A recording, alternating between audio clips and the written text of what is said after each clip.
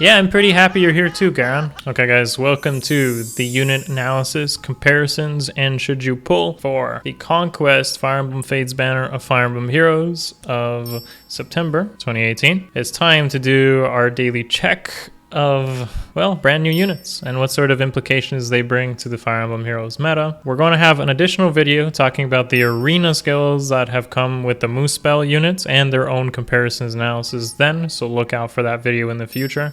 First of all, guys on Twitch, feel free to say your hello in the chat below to the guys on YouTube. And YouTube, likewise, can join the community by saying hello to the guys on Twitch in the comments below. First and foremost, a forewarning, if you're new to the video, I like to make sure I do comparisons that are not biased, that they're not subjective, and that I look at these units in a way that is objective and doesn't have a preference towards your favorite units, okay? It's just a matter of giving yourself good comparisons and analysis to other units in the game that are more readily available and more budget options, as I don't want to put any skills on these units that I compare them to. So, and on top of that, the units in the middle, they will have no skill set because it's important that we're looking at stats. And what is on the left side can pretty much be applied to the unit that we're comparing to, minus preference weapons and such, and maybe some skills on their base sets. So, let's get started.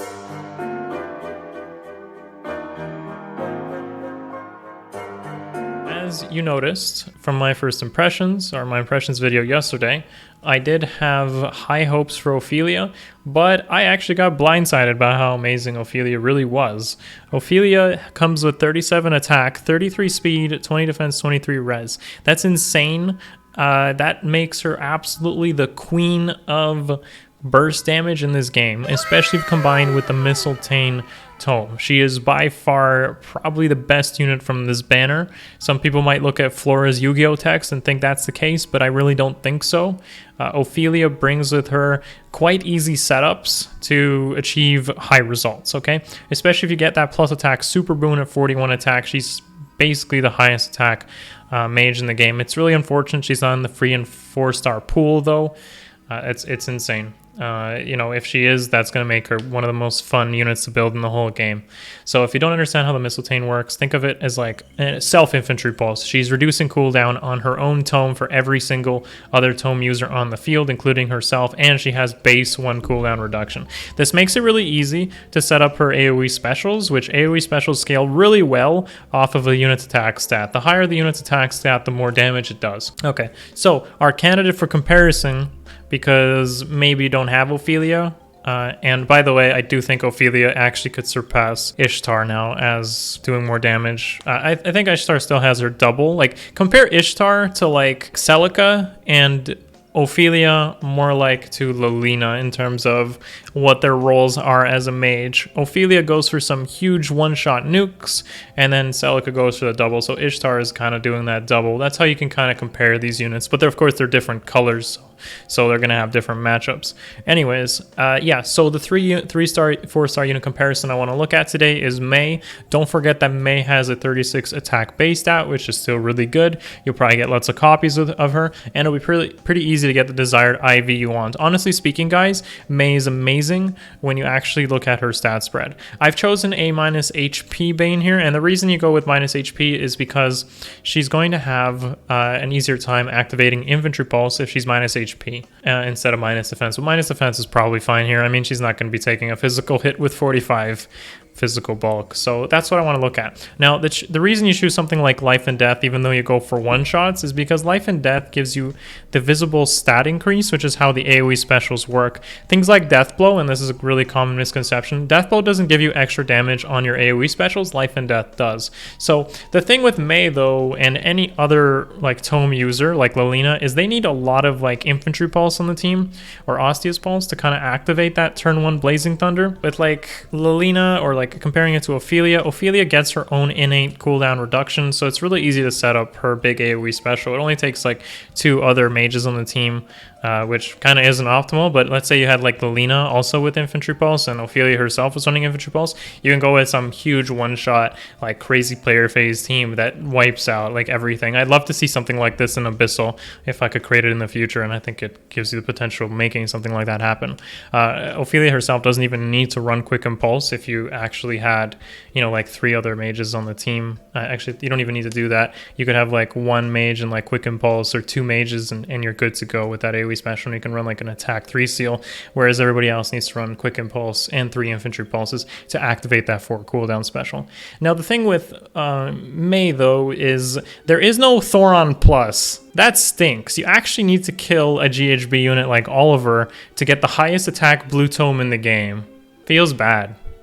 Actually feels bad. So even though Ophelia is going to way outperform Mae, the thing with Mae is you can really add merges to her like really easily. You can make like a +10 Mae, and she's going to be comparable to Ophelia, but Ophelia requires less team setup than Mae does. The beauty though is Ophelia does require mages, which could make your team comp kind of inconvenient, whereas Mae you could actually run like a balanced team comp all running infantry pulses. So Ophelia is great. I think definitely the all-star of this unit. And I highly desire picking her up in the future, maybe through a legendary banner, pity break, maybe even if I save enough orbs, we'll see. That's one of the units for sure on my, to get list. Definitely awesome. Moving on.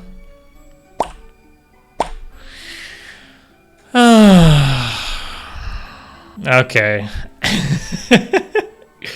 So the day has finally come where I can finally say that Niles has been successfully power creeped in most ways, and that is Nina. Of course, if you consider merges, yes, Niles will outperform Nina at base 0 merges, but yeah, Nina does beat out her dad in most ways, so it feels bad, man, I guess. Niles' glory was that he did have super high resistance. I think he still does actually have more bulk than Nina in this case, especially when you consider the HP and res stat combined together.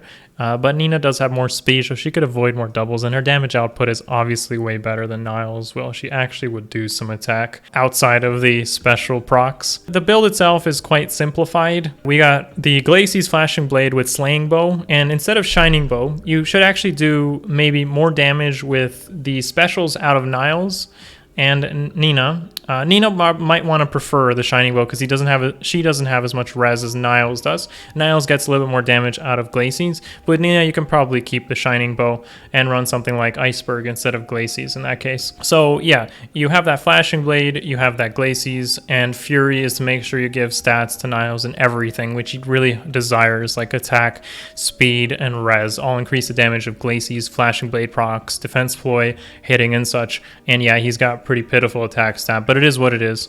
You could also choose something like the Res Refine if you think you're already proccing enough Flashing Blade procs from Slaying Bow. But Niles is really good. He does what he needs to do, which is counter all sort of tome users.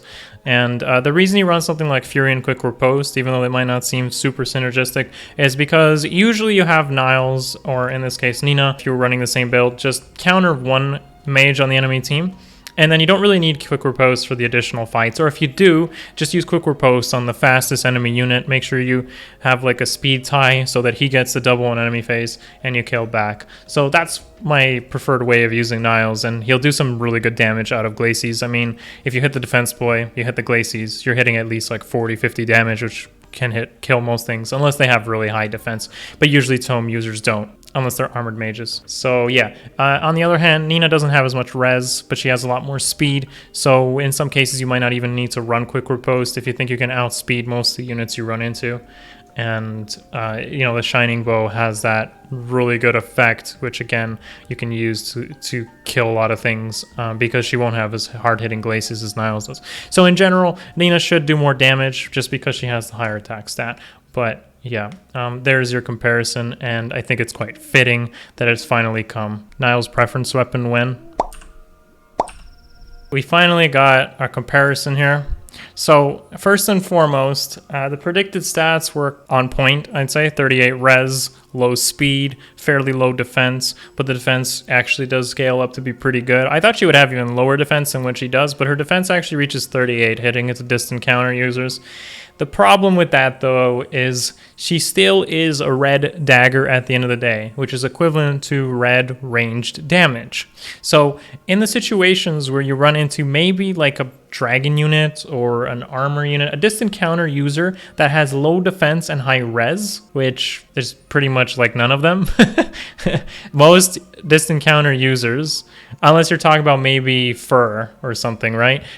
Most distant counter users always have high defense, low res. What does that mean? It means that generally you want to prefer a unit that hits res rather than defense in the red ranged area, right? So Flora, even though she gets that extra 20 defense, if she fails to kill, just like I mentioned in the impressions yesterday, she's going to have a lot of issues. Even though you could run something like Flashing Blade on her and proc off Glacies, which is pretty good, do some pretty good damage that way, you get like 32 bonus damage, she can actually still miss kills on a lot of units in the game, man. Like Zelgius is going to reach about 46, 50 defense with Steady Breath, and if he's running distant defense, it's even higher, or if he's running a plus defense IV, she's going to do like 6 damage to him, and the Glacies does an additional like 32. She's gonna miss the kill on Zelgius, for instance, and what does she get in return? One will live, one will die. I'll tell you who will die, and it definitely won't be Zelgius. So that's kind of bad, because if he's on a defense tile, the matchup is completely screwed against her favor, and you know, it's just she's not doing what she should be doing, even though you read her Yu-Gi-Oh text and you're like, whoa, plus 20 defense. Like, you think Zelgius cares about your extra 20 defense? That cuts down to like 18 defense cut. She got 2 defense against Zelgius. You're going to need to probably buff her defense by 100 before you're actually going to be able to kill somebody like Zelgius in that case. Of course, she's going to have decent matchups against other units like Grima. All the green armors will pretty much die to her just because of the color triangle advantage. So Hector's, rest in peace, all of you except the Brave Hector and Grima, of course, those units should still die. There are still variants on a defense tile that will still live to her. Her attack isn't as high as it should have been. Honestly, she's going to rely on special damage to get her kill. You're going to want to run something like Flashing Blade and Glacies to secure those kills, unfortunately. Otherwise, she's going to miss a lot of them, even on green armor sitting on defense tiles. Like high defense units, which are pretty common, distant defense, steady breath combinations. If you don't kill, you know, she's going to miss. The thing with that is Flashing Blade will still require a lot of help though. So I did want to mention this really quickly because some of you might be thinking, like, how do you use Flashing Blade on a 23 speed unit?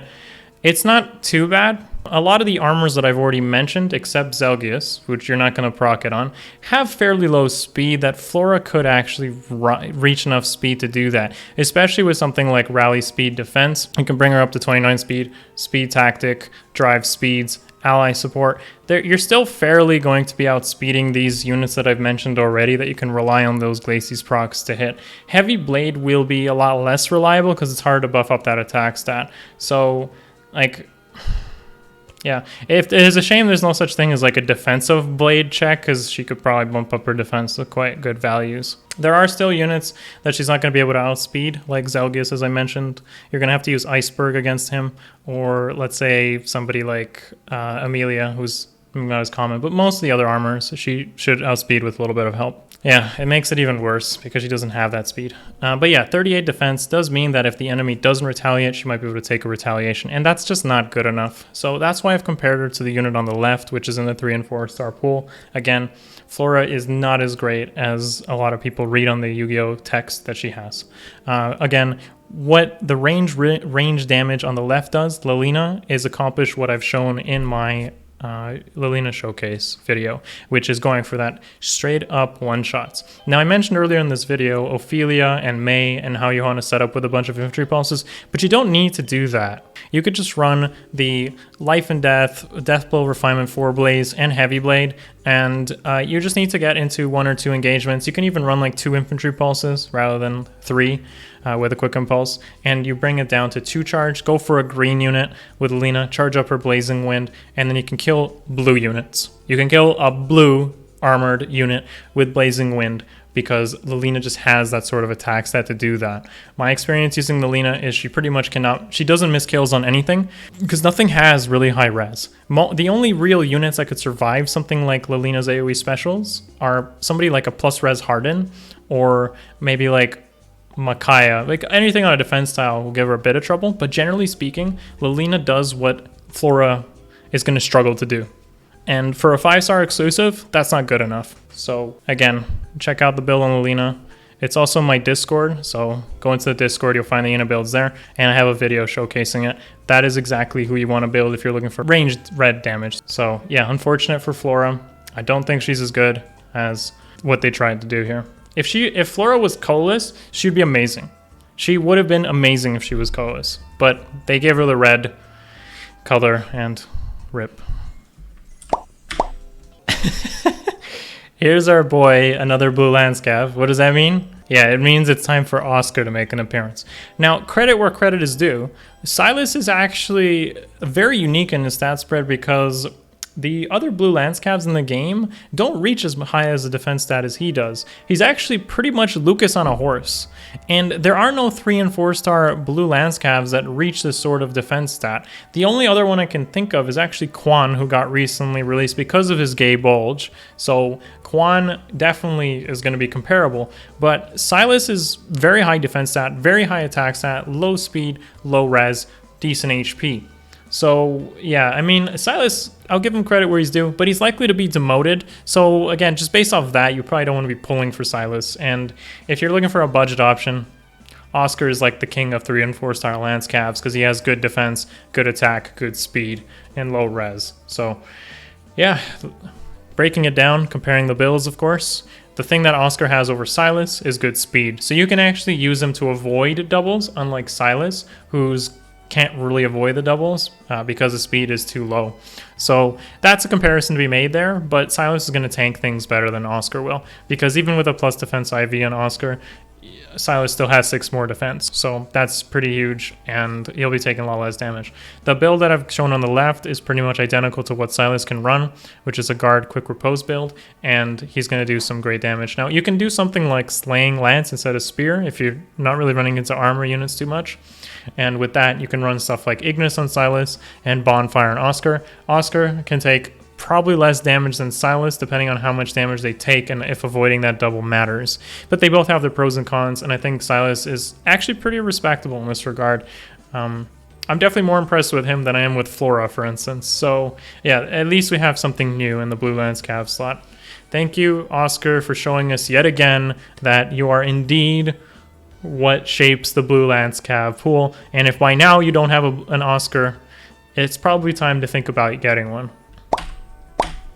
Yeah, I'm pretty happy you're here too, Garon. I'm not happy that you're an infantry red dragon, though. Why aren't you in armor? Where did Bolvark go? Anyways, here's Garon. He's finally in the game. This guy's like the king of memes, so thank you for being here and enjoying us together. What I wanted to do with Garon and compare him to Tiki is I wanted to make something similar with adult Tiki. I was going to compare him to young Tiki, of course, or summer young Tiki, because they're a lot different. Summer young Tiki has speed, and so does young Tiki, so we're not really comparing those. But Garon does have something completely unique to him, which is his breath, and that breath ability makes it so he is immune to dragon effective weapons. So that's huge. Just that alone is going to make him stand out compared to Tiki. And his breath ability has other effects, like on the 4th turn, it like makes a big explosion around him and he heals off of that big explosion. So that's pretty cool. Unfortunately, he doesn't have distant encounter, so I wanted to spice things up a little bit by making something unique for Tiki if you wanted to think of like a mixed bulk build,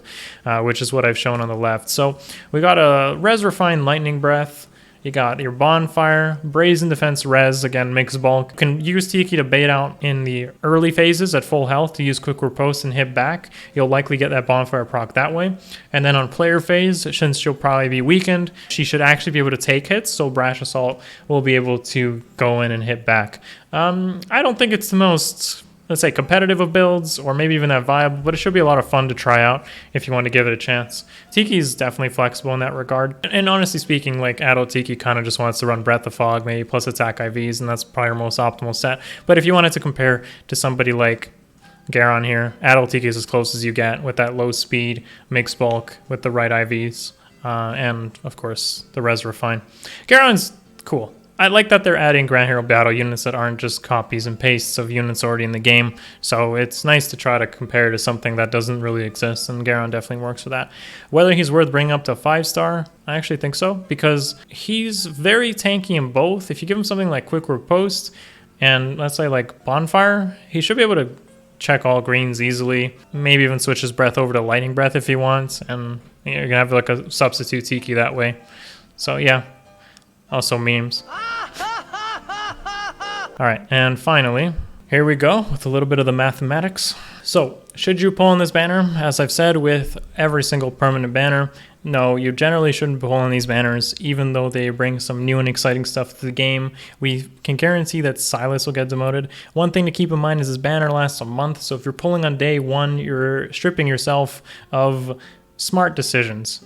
Because what you're doing is you're not seeing what legendary hero, what legendary banner has to offer. You're not seeing what the banner in a week has to offer.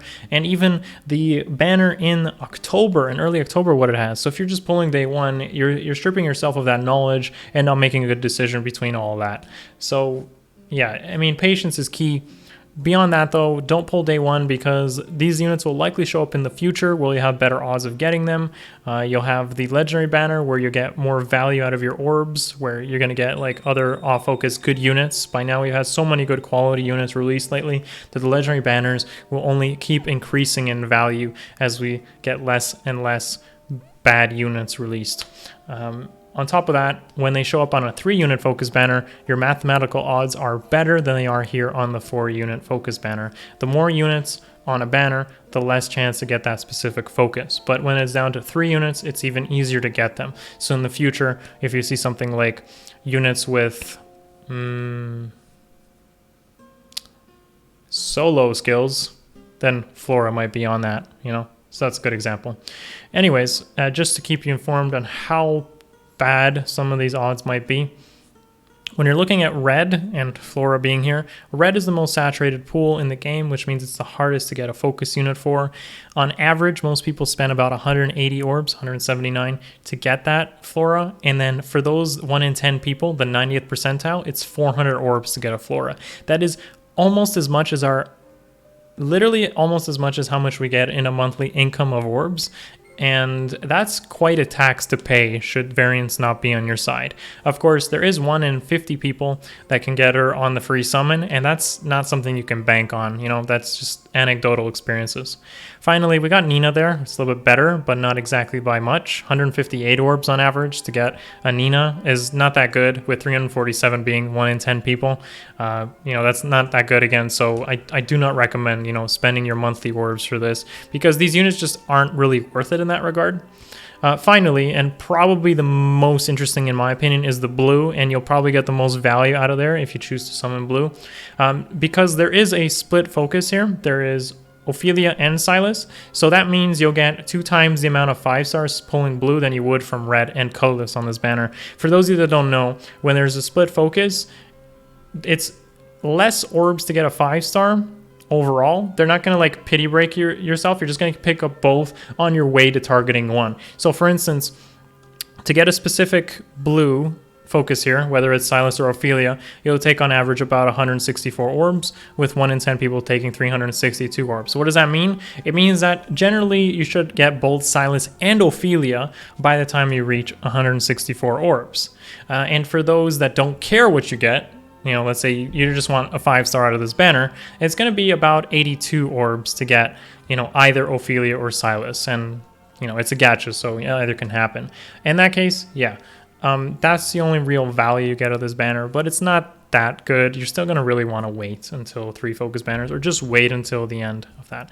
On top of that, we have some big changes coming. As I mentioned in the beginning of this video, we have those Moosebell units that just got data mined. There's that new Arena A skill that has some huge implications. We'll talk about that in another video coming up in the future. Of course, feel free to tell me in the comments below what builds you want to kind of do on these units, what kind of team comps you want to make. I especially want to hear about team comps you want to put together, maybe using Ophelia, or how you plan to use somebody like Flora, because I honestly, I think she's good, but I just don't think she's as good as maybe some people think she is.